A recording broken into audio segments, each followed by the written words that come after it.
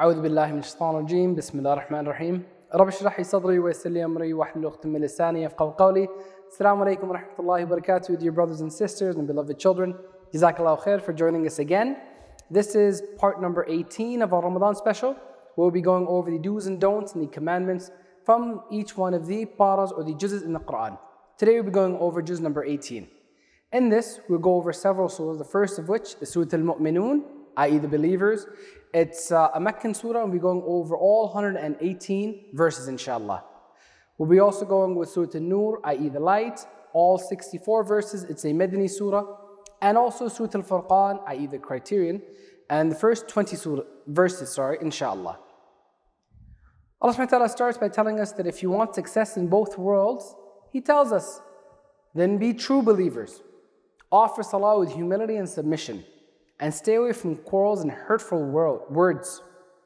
Try to make your life purer and purer. Protect your private parts. Do not go beyond the limits and boundaries allowed by Allah. Keep track of trusts and agreements, and protect your prayers. The blessings of paradise are waiting for you. Allah subhanahu wa ta'ala also tells us that He has created you with great care. Allah says, you have given and been created with all the necessary arrangements. Allah has given you the best shape. Allah has prepared the best facilities for you to live and eat and drink. Allah is fully aware of you. Therefore, you should be aware and remember Allah as well. Subhanallah. Allah also tells us that He's given us luxuries in this world to test us. He tells us, do not be deceived by the life of this world. Prepare yourself to appear in front of Allah. So worship Allah, do not associate partners with Allah, worry about avoiding His wrath, and do not be proud. Learn a lesson from the previous nations who were destroyed in the past due to their pride. Allah subhanahu wa ta'ala also tells us to eat of the bounties of Allah. He tells us, become a righteous, a pious person and who does good deeds. And fear the wrath of Allah, your Lord, and try to avoid yourselves from the wrath of Allah. If Allah has given you wealth and sons, then do not think that Allah has blessed you with His blessings. Allah goes on to tell us that the real blessings of Allah are rewarded to which people? He tells us it is only those who fear Allah and who believe in the revelations of Allah, and who do not associate anything with Allah, and who spend in the cause of Allah. And they do this to receive the throne of the pleasure of Allah, and with the state that their hearts tremble when they have to return to it. Allah subhanahu wa ta'ala tells us to give thanks to Allah. For what? He tells us, for giving you the powers of hearing and seeing, and giving you the heart and the mind to think. Use your intellect and do not deny the hereafter. Allah has created you, and in His hand is death and life. So come to your senses and see that the earth and everything on it belongs to Allah subhanahu wa ta'ala.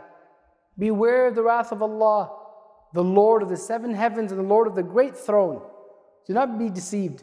The source of all things is in Allah's hands. And Allah subhanahu wa ta'ala is the protector.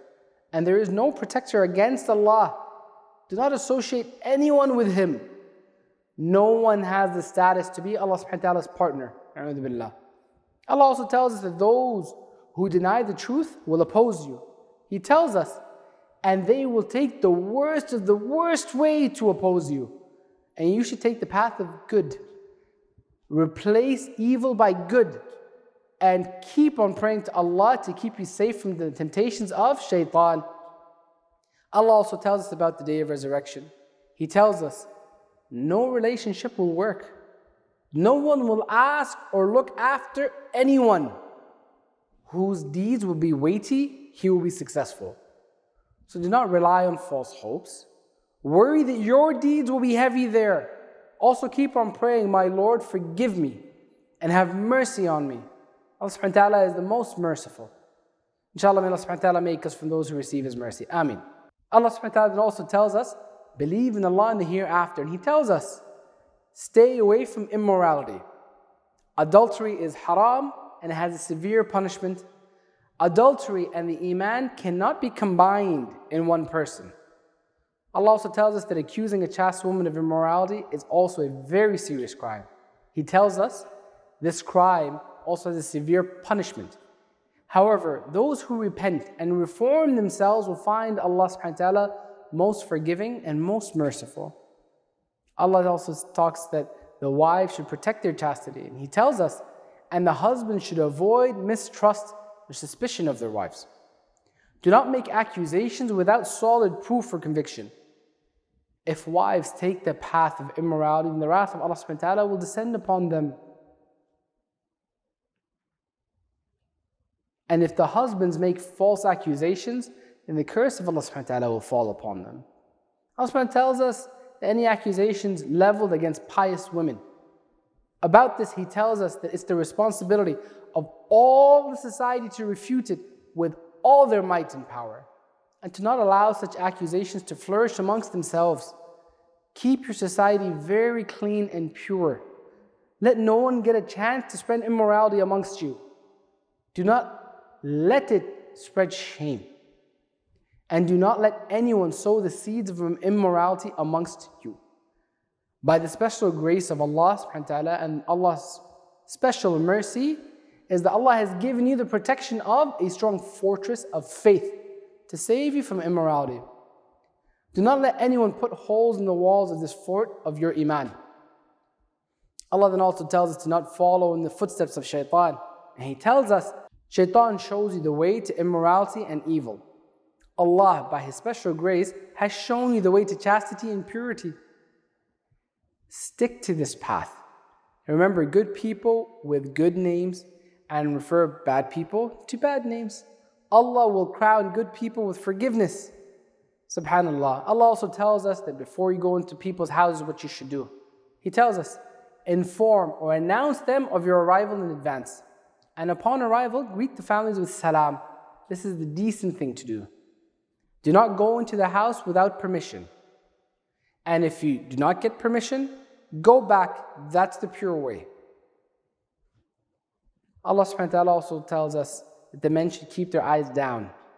He tells us specifically to protect their private parts. Women should keep their eyes down and protect their private parts. And women should hide their adornment as much as possible. This is the requirement of faith, and in it is purity for both men and women. Believers, turn to Allah. Promises of success are waiting for you. Allah then tells us to promote marriage in society. He tells us, make arrangement to get married all the women and men who are unmarried. Do not let poverty get in the way of marriage. Rest assured, Allah will increase your provisions and rizq for you. Those whose marriages are not being arranged should control themselves and hold fast to chastity. Allah will arrange for them too. Allah then tells us that do not hinder the slaves who want to be free. He tells us specifically, help them to be free. Spend in Allah what Allah subhanahu wa ta'ala has given wealth to give them a life of freedom and dignity. Do not let immorality become a source of income in society. Do not take the path of immorality for the sake of worldly wealth for a few days. Do not force anyone else to do adultery in business. Allah tells us to put the light of Allah in your heart. How? He tells us, appreciate this light. Make this light dearer than your life. And if you put the light of Allah in your heart, the whole life will be enlightened. And the whole universe will be enlightened. Those who have the light of Allah in their hearts enjoy the remembrance of Allah. They build mosques with the remembrance of Allah. They glorify Allah in the morning and the evening. And the business of this world does not distract them from the remembrance of Allah. Tells offer salah and pay zakah. They tremble with fear of the hereafter. And they dress their lives with the best deeds. Subhanallah. May Allah subhanahu wa ta'ala make us from those. Ameen. Everyone at home, say Ameen with me, please. Next, Allah tells us that when Allah and His Messenger are called for judgment. About this topic, He tells us explicitly that say, we have heard and we obey. This is the requirement of faith. Obey Allah and His Messenger. And think of avoiding the wrath of Allah. Then success will kiss your feet. Subhanallah. Allah subhanahu wa ta'ala goes on to tell us to guard your faith and iman. How? Do good deeds. Worship Allah and do not associate anything with Him. and Allah will give you power. Allah will give you the dominance of the religion with which He has chosen for you. Allah subhanahu wa ta'ala will deliver you from the conditions of fear and danger and will grant you peace and security. Allah also tells us, establish salah, pay zakat, and obey the messenger of Allah. Then Allah subhanahu wa ta'ala's mercy will overshadow you. Subhanallah. Alhamdulillah, with that we've concluded juz or part number 18. Wa akhiru da'wana walhamdulillahi rabbil alameen. Jazakallahu khair for joining us. We look forward to seeing you again tomorrow for juz or part number 19. Assalamu alaikum wa rahmatullahi wa barakatuh.